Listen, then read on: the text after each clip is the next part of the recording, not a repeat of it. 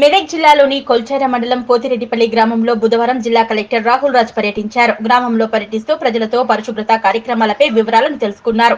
ఈ సందర్భంగా కలెక్టర్ మాట్లాడుతూ ఈ గుంతలలో మురికి నీరు నిల్వ లేకుండా చూసుకోవాలని ఆయన అన్నారు. నీరు నిల్వ ఉన్న ప్రాంతాల్లో దోమల వ్యాప్తిని అరికట్టడానికి కిరోసిన్, క్రూడ్ ఆయిల్ చల్లడం ద్వారా దోమలను నివారించవచ్చని తెలిపారు.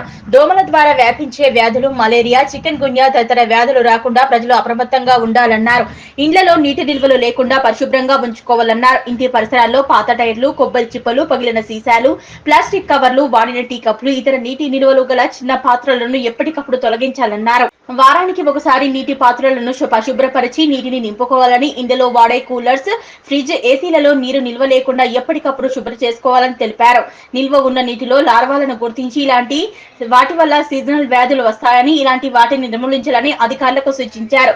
జిల్లాలో సీజనల్ వ్యాధుల పట్ల అప్రమత్తంగా ఉండాలని, పాడుబడిన బావులను, కూలిపోయే స్థితిలో ఉన్న ఇండ్లను తొలగించాలని, మలేరియా, డెంగీ, టైఫాయిడ్ లాంటి సీజనల్ వ్యాధులు పొంచి ఉండే ప్రమాదం ఉన్నందున అధికారులు క్షేత్రస్థాయిలోకి వెళ్లి పరీక్షలు జరపాలన్నారు.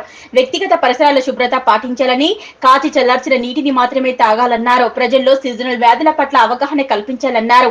అల్పాహారం, వేడి చేసిన భోజనం తీసుకోవాలన్నారు. నిల్వ చేసిన పదార్థాలు, బయట తినుబండారాలను దూరంగా ఉంచి ప్రజలు ఆరోగ్యాన్ని రక్షించుకోవాలన్నారు. ఈ కార్యక్రమంలో ఇన్ఛార్జి ఎంపీడీఓ కృష్ణవేణి, మండల వ్యవసాయ అధికారి శ్వేతాకుమారి, పంచాయతీ కార్యదర్శులు భూమేష్, అంజయ్య, ఏఈఓ వినీత, భవానీ, ఫీల్డ్ అసిస్టెంట్లు, యాదులు, గ్రామస్తులు పాల్గొన్నారు.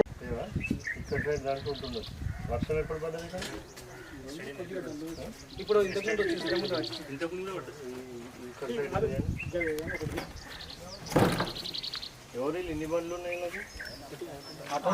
బైక్ టైర్లు పెట్టుకున్నారు. ఏం చేస్తారు దాంతో?